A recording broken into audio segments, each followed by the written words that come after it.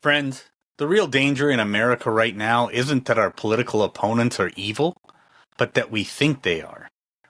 Those misperceptions are driving us in a breakneck race to the bottom. Today, we're digging into what happens and how to stop it with someone who's got the data, the insights, and the heart for this work. Stick with me.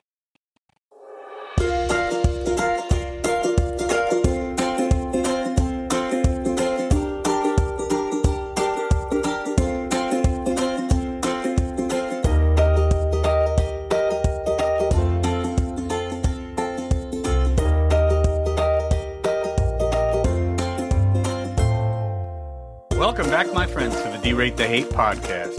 I'm your host, Wilk Wilkinson, your blue-collar sage, calming outrage and helping to navigate a world divided by fog and those who would spread that fear, outrage, and grievance. The Derate the Hate podcast is proudly produced in collaboration with Braver Angels, America's largest grassroots, cross-partisan organization working towards civic renewal. This podcast amplifies the mission that we share to foster a more respectful and united America where civic friendship thrives even when we disagree. Each week, through the power of story, conversation, and connection with incredible guests, we work to build bridges instead of barriers. Not to change minds on the issues, but to change how we see one another when we differ. Because, friends, it really is about bettering the world one attitude at a time. We did not create the hate, but together we can derate the hate. So be sure to subscribe wherever you get your podcasts, share it with a friend, and visit braverangels.org to learn how you can get involved in the movement to bridge the partisan divide.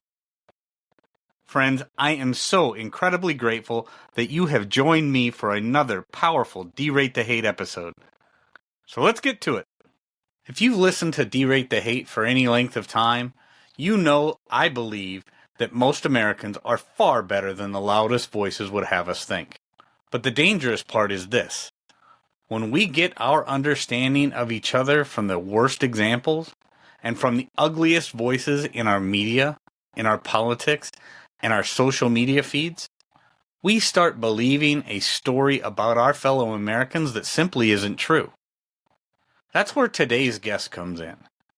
I'm joined by my friend James Coan, the co-founder and executive director of More Like Us, an organization doing some of the most important work in the country today, correcting misperceptions and false narratives that drive so much of our toxic polarization.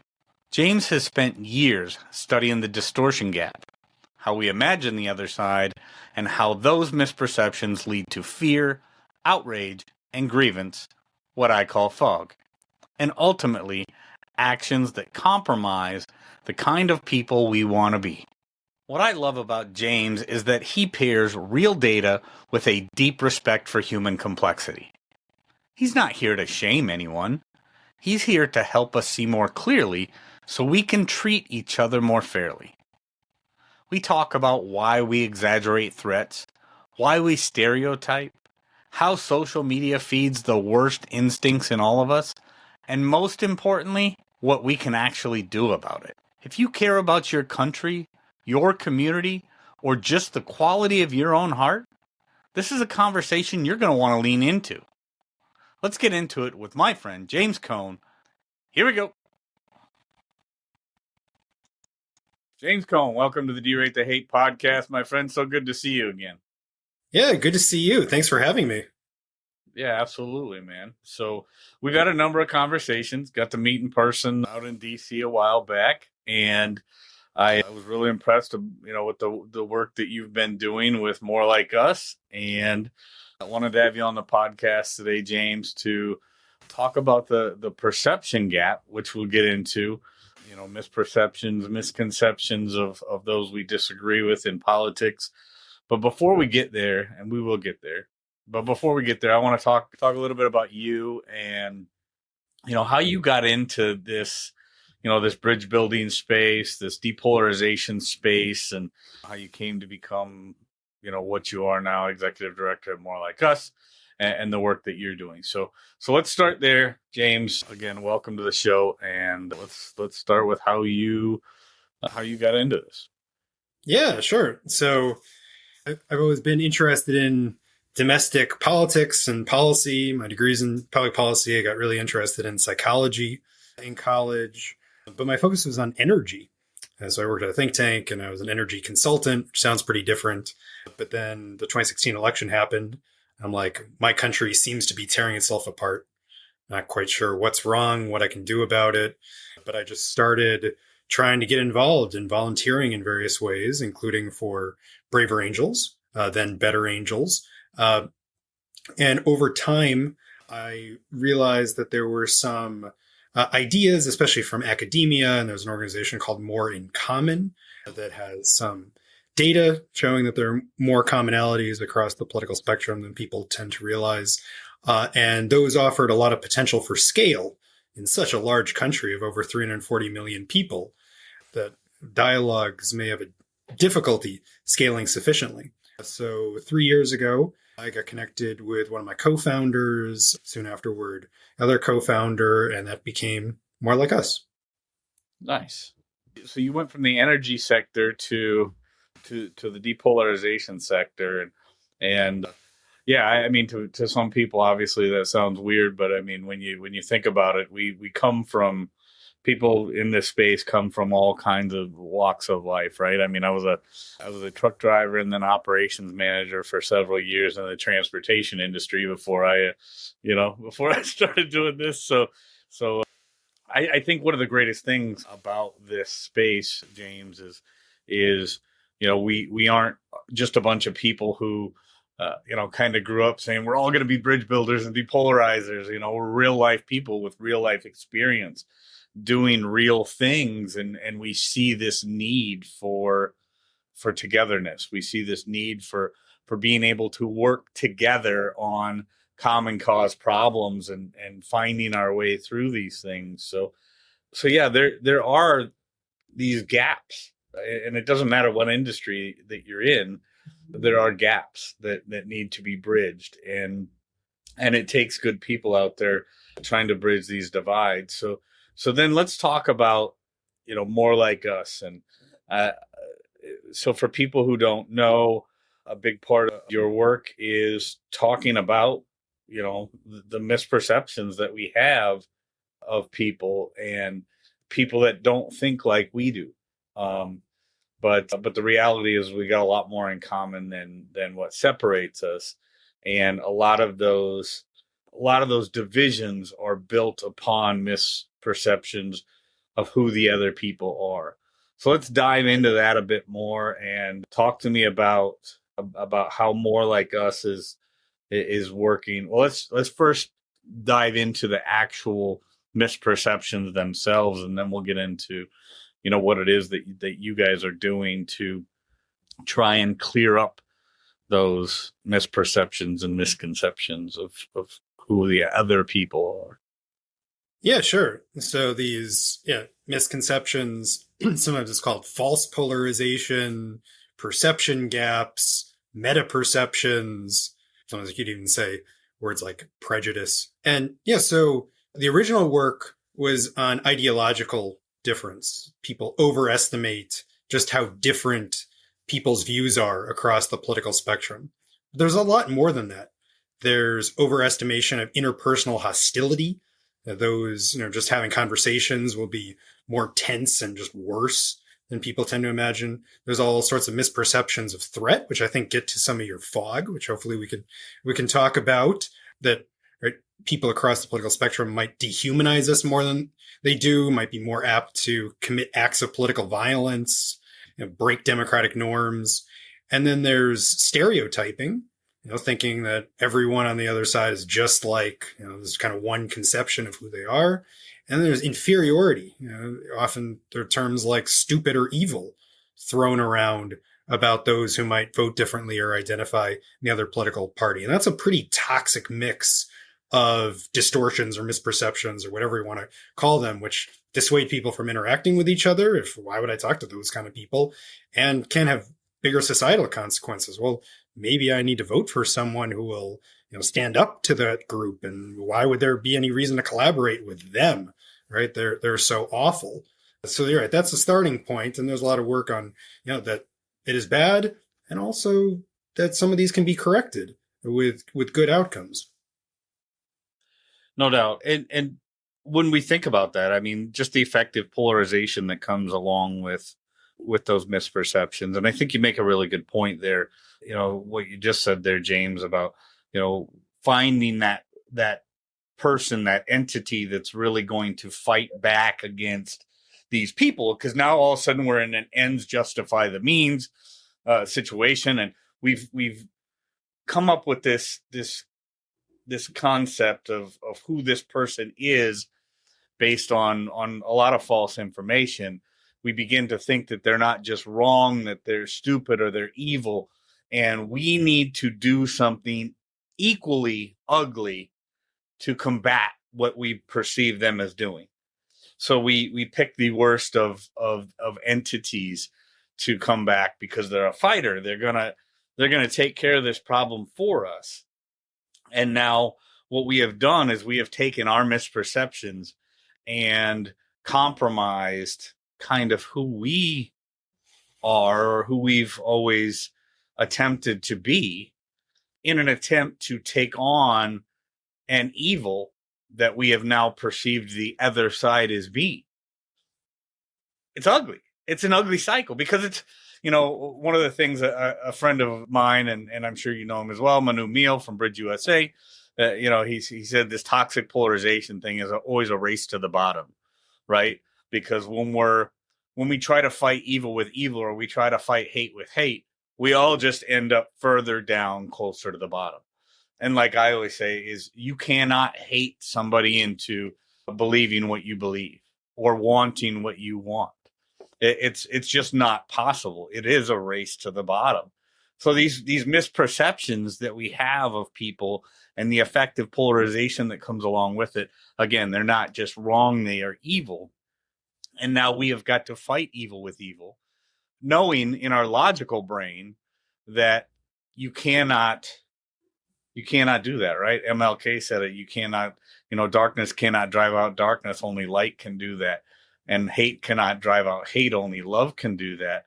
But when we allow those misperceptions of who people are, or we start to group people, like you said, into some monolithic thinking cluster, we start to fight in very ugly ways.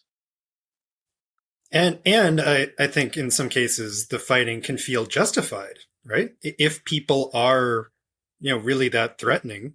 Like, right, I think there are some groups that are truly threatening, right? I mean, right, I don't think we're going to be like, oh, we're too affectively polarized against like eco-terrorists and skinheads, like, right? Like, right, there are things to be concerned about. And like, fear is a reasonable feeling, right? It's when it's overblown, and right when tens of millions of people, how many people voted in the last election? It was over 150 million. So right, each side gets more than 70 million votes, and to say, oh, 70 million voters are all like this, or that's what the left thinks, or that's what the right thinks, or that's who they are. Right, that's when it gets overblown and dangerous. Yes, kind of a race to the bottom. Because if you want attention in an attention economy, right, just have to keep screaming and doing more and more extreme, make more extreme statements, sometimes take more extreme actions. So it's pretty bad. But I don't know if what I would do is exactly what I'd call love, right? I mean, it's some accuracy, and I do think that stories tend to have more power often than just drowning people with data. But I mean, I think some data is helpful also, because thankfully the data shows that, right, people are not as bad and not as extreme as often believed. No, that's absolutely right. And one of the data points that a couple great points there, James, but one of the data points that you and I have discussed before is the idea that people on the left far overblow the number of people that they believe, and these are vice versa, left and right, and they're both guilty of it, but far overestimate the number of people who say they would justify violence for their political ends, right? And these numbers are just blown completely out of proportion. And this is going back to what you said, though, legitimate fears, right? These are very legitimate fears, because especially in the wake of things like the Charlie Kirk assassination, and here in the state of Minnesota, the Melissa Hortman, family, her and her husband that were killed, and the other state congressman here, that him and his wife were shot in that same horrific, political tirade. These things are very legitimate fears, but they are often, and I would say more often than not, they are very over exaggerated. And when you say, yeah, over 70 million people voted on either side, but then these things happen, and then you get these larger mouthpieces out there, James, that are saying we simply can no longer exist with the other side, or whoever it is, right? Saying we can no longer coexist. As the right, we can no longer coexist with the left, or as the left, we can no longer coexist with the right. Statements like that, these broad sweeping statements like that, just kind of oversimplify it and say, okay, so everybody on the left believes that this was okay, or everybody on the right believes that this was okay. And everybody is this monolithic thought group. Talk some more about that, because it is not true. And it is ugly to even kind of implant that into people's thought process, that it is in any way true. So talk more about that, James.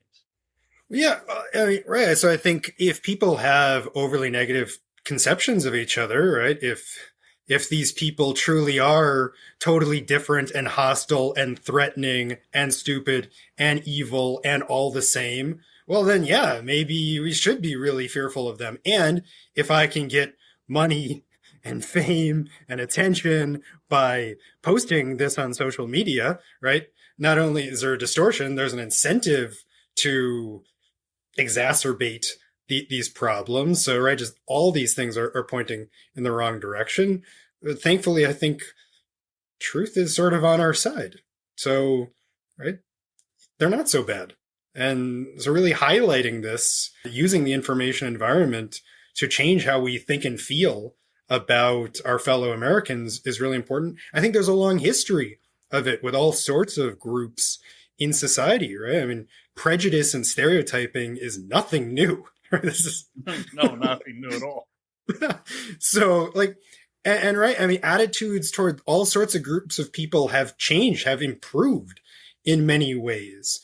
And I think often taking those kind of steps that, right, I mean, is astonishing to say, looking at, say, data on black-white marriage in the 1950s. Gallup interviewed at least white Americans, 4% of white Americans then thought it was okay. Now it's over 90%. So it's just astounding changes in terms of how people can think and feel about those in other groups. And I think we can, kind of emulate some of those strategies that have worked before, which can include conversations and interpersonal relationships, but also involves, right, the information environment and what we see and hear about each other. Yeah, no doubt. And these types of paradigm shifts, and I think it's a phenomenal example of real progress in our human condition and in our shared humanity, right? Is when you talk about that particular paradigm shift in our racially intermixed marriages and things like that. I think it's hugely important.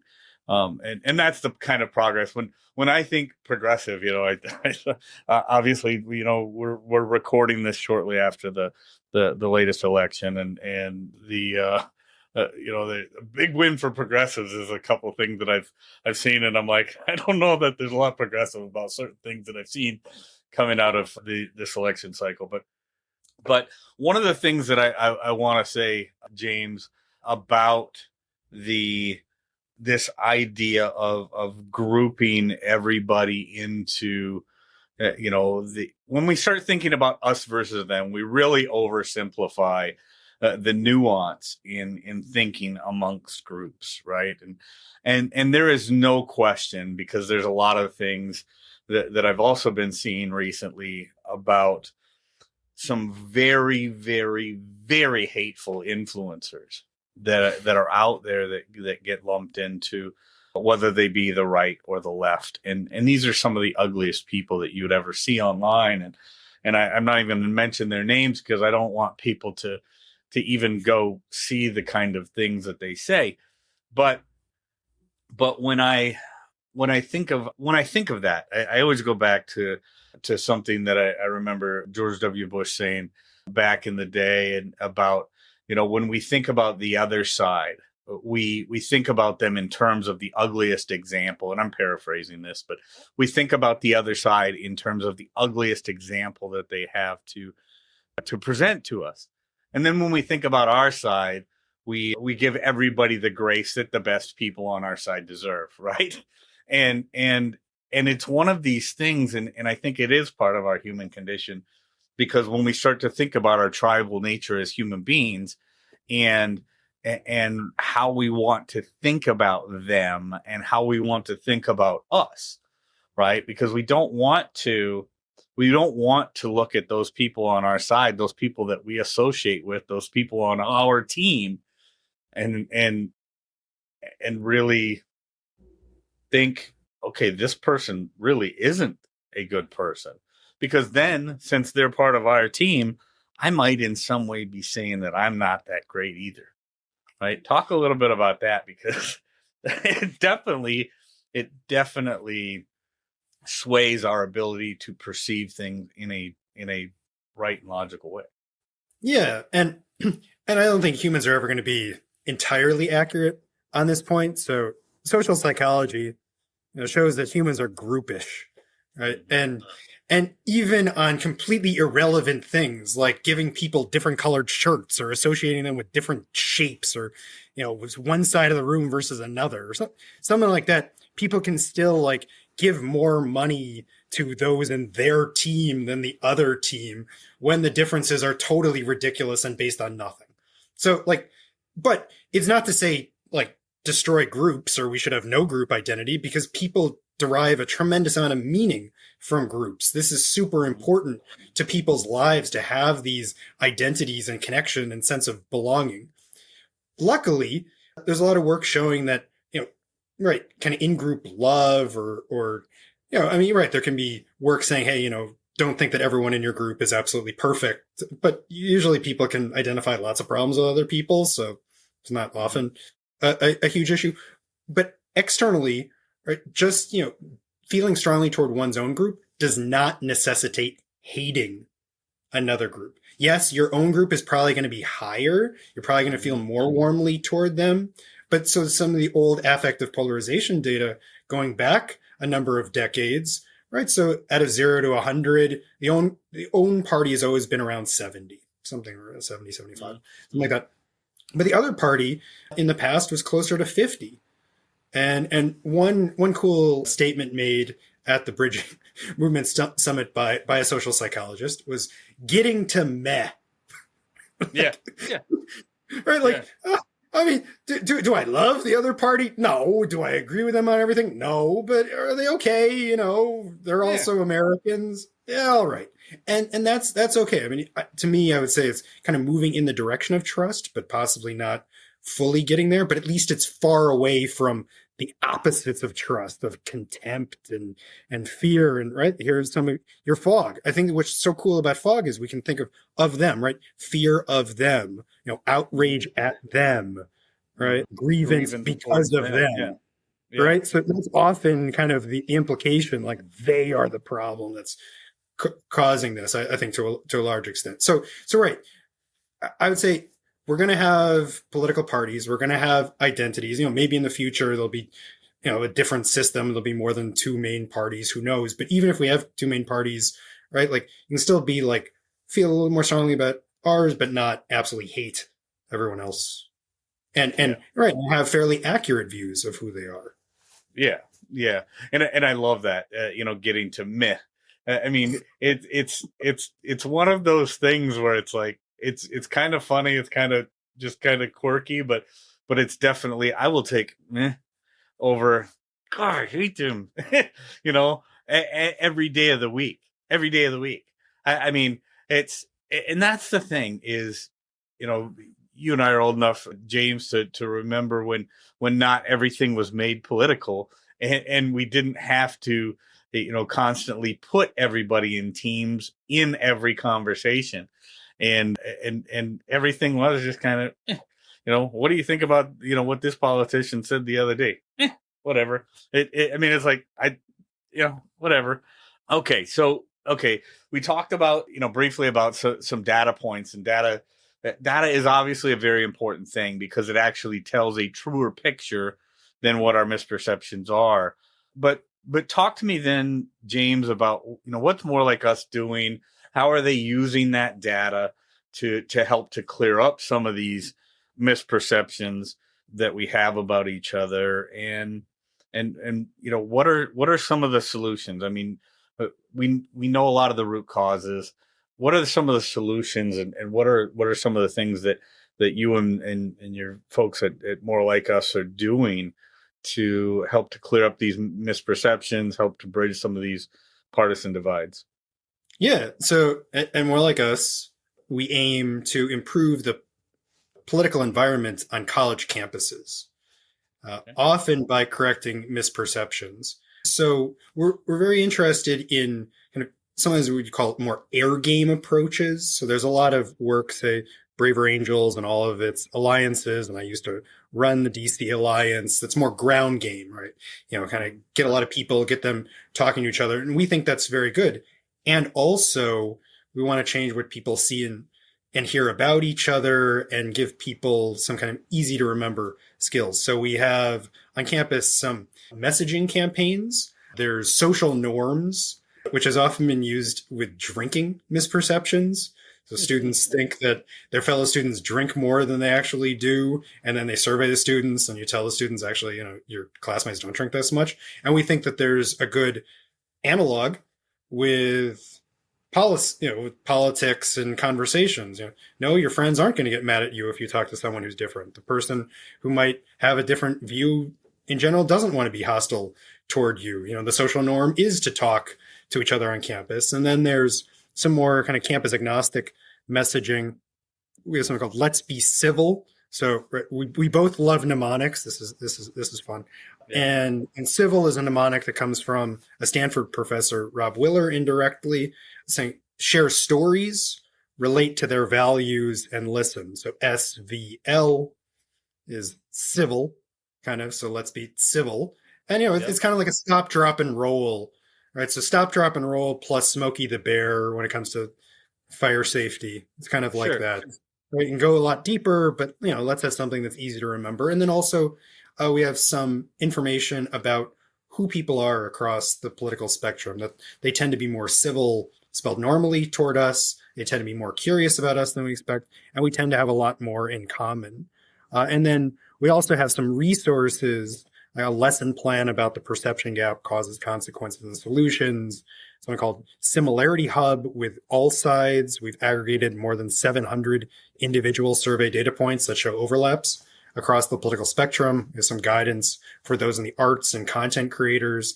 And we can package those for freshman orientation or first year programming for college students to go in a little bit more depth. But still, this is probably about an hour of information. So, you know, we have 5-second information, right? See a lot of flyers and get messages from trusted sources on campus, and then a little bit more depth, but still like about an hour going into some more. Yeah, and speaking of mnemonics, I mean, there's one thing that you and I talked about before that I think is really important when we talk about cast and recast, right? We there's and I'm gonna let you explain it because you can do it better than I can.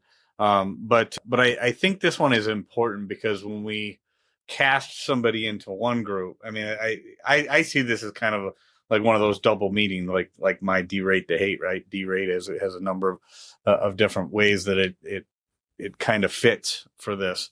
But cast and then recast, but cast stands for something. So get into that for me just a touch, James, as we round out our time here, because I think that's an important part of this whole thing. Just an important part of the kind of perception thing itself. So as we round out our time, talk about cast and recast. Sure. So yeah, cast, CAST, is a mnemonic for how to better portray those across the political spectrum and really any divide in a better and more accurate light. And it stands for showing people as complex, or at least more complex, more admirable, more similar, and more worthy of togetherness than we might otherwise imagine. And so that's compared with the opposites, some of the negatives that we've talked about, seeing people as, instead of complex, stereotypical, instead of admirable, inferior, like stupid and evil, instead of seeing some similarities, just noticing differences, and instead of trying to avoiding people, seeing possibilities for togetherness, collaboration, friendship, other types of relationships. And this is really for, those in the arts and content creators, how to portray people in a better and more accurate light. That yes, it's based on data, and sometimes it's good to use some data, but right, these can be captured in characters and storylines and really impact people emotionally to say, oh, people in that group aren't so bad. Yeah, it's so hugely important, again, because that one of the things that I've talked so much about, James, is how so much polarization is driven by misperceptions, and a lot of those misperceptions are driven by oversimplification of complex things. We're all complex, unique individuals that that are so often oversimplified and thrown into these buckets, thrown into these labels that don't accurately represent who we are, and it just makes for an ugly outcome when we try to think of who the other person is. So I love the idea, complex, admirable, similar, togetherness, and worthy of togetherness. These things are so vastly important in the work that we're doing. And more importantly, not just the work that we're doing, obviously, that we do the work for the end goal of having a stronger nation, having a stronger bond with our fellow Americans, our fellow human beings. So, James, this has been an incredible conversation. Went by very, very fast, as they always do. And just tell the DTH listeners real quick where they can find out more about you, find out more about More Like Us. Yes, so we have a website, morelikeus.org. You can find my contact information there, or find me on LinkedIn if you want to reach out. But yes, that has a lot of information, our resources, many articles that we've written in the Fulcrum, and some descriptions of the initiatives that we're starting on college campuses. Very good. Morelikeus.org. And thank you, James. I appreciate your time today, man. Thanks, Wilk. Great to be here. Friends, I want to thank you so much for tuning in. And if there's anything in this episode that provided exceptional value to you, please make sure to hit that share button. If you haven't done so already, please be sure to subscribe to get the Derate the Hate podcast sent to your email inbox every week. We really are better together, so please take a moment to visit braverangels.org and consider joining the movement towards civic renewal and bridging our political divides. This is Wilk wrapping up for the week, saying get out there, be kind to one another, be grateful for everything you've got, and remember, it's up to you to make every day the day that you want it to be. With that, my friends, I'm going to back on out of here, and we will catch you next week. Take care.